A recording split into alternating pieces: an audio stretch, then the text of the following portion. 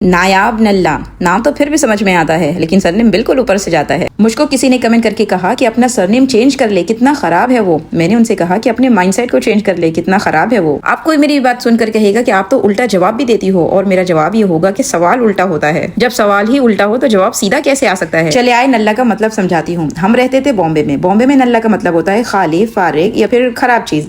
लेकिन हम है गुजराती। गुजराती में नल्ला का मतलब है छोटा। इसी तरह एक लफ्ज है मोटा, जो उर्दू जबान में मोटापे के लिए यूज होता है, लेकिन गुजराती जबान में बड़े के लिए यूज होता है। चले इसको थोड़ा और इजी करते हैं। मेरे बेटे का नाम है इस्माइल, जो कि नबी के नामों पर रखा गया है, लेकिन जब इसको इंग्लिश जबान में पढ़ा जाता है तो हम कहते हैं इस्माइल, जिसका मतलब ये होता है मुस्कुराना। समझ में ये आया कि एक ही लफ्ज के बहुत सारे मीनिंग होते हैं, उसी लैंग्वेज में या उसके अलावा लैंग्वेज में। आपको ऐसे कौन कौन से वर्ड पता है, जरूर कमेंट करके बताइएगा। होप मैंने अपने सरनेम का मतलब आपको समझा दिया होगा। बहरहाल पनामा में जितनी नल्ला फैमिली है, छोटी सी है। मेरी अम्मी, अब्बा, भाई सिराज नल्ला और उनके बीवी बच्चे, उनको मैंने दावत के लिए बुलाया था। ये प्लान की रेसिपी मैं अलग से वीडियो में शेयर करने वाली हूँ, यहाँ पर सिर्फ वीडियो चल रहा है। चले आज बात करते हैं टॉक्सिक लोगों के साथ कैसे डील किया जाए। टॉक्सिक एक इंग्लिश वर्ड है, जब हम इसको ट्रांसलेट करते हैं उसका मतलब निकलता है जाहिलों के साथ कैसे बात किया जाए। जाहिल का मतलब ये नहीं होता कि आप पढ़े लिखे नहीं हो, आपके पास डिग्री नहीं है, बल्कि जाहिल का मतलब ये होता है कि आपको बाउंड्री का पता नहीं होता है, आपको अपने इमोशन कंट्रोल करने नहीं आते हो। दूसरों को ताने देना, बुराइयां निकालना, ऐब निकालना, इल्जाम लगाना, दूसरों को अनकंफर्टेबल फील कराना, ये सब वो आदतें होती है जो जिहालत वाली होती है। किसी की पर्सनल जिंदगी में घुसना और उनसे वो सवाल करना जिसकी आपको इजाजत नहीं है। अगर आपकी किसी जाहिल से मुलाकात होती है, वो आपको बुरा महसूस करा रहे होते हैं, तो सबसे पहले अच्छा जवाब उनका ये है कि कालू सलामा, सलामती के साथ उनको जवाब देंगे। कैसे देंगे कि इग्नोर करके। इग्नोर करना सबसे अच्छा रिस्पांस होता है। जरूरी नहीं होता कि हर चीज का जवाब आप जबान से दिया जाए, कुछ बातों को अनसुनी कर दे। ऐसे कितने मुझको मैसेज आते हैं जिनका जवाब मैं जरूरी समझती नहीं, तो मैं उनको देती नहीं, इग्नोर कर देते। भाई आपका सवाल हमने पढ़ा ही नहीं,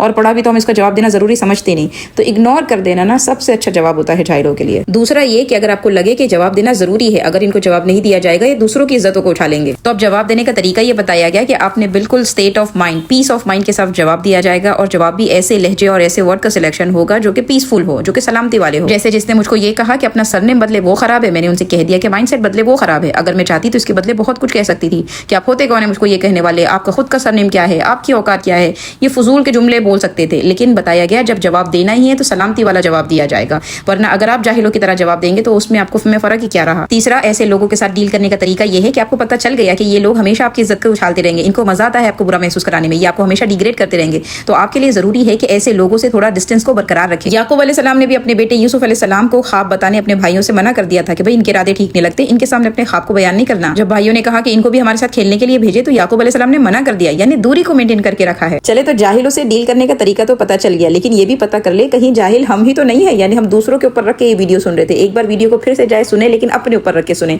कि हम दूसरों के साथ क्या मामला कर रहे हैं।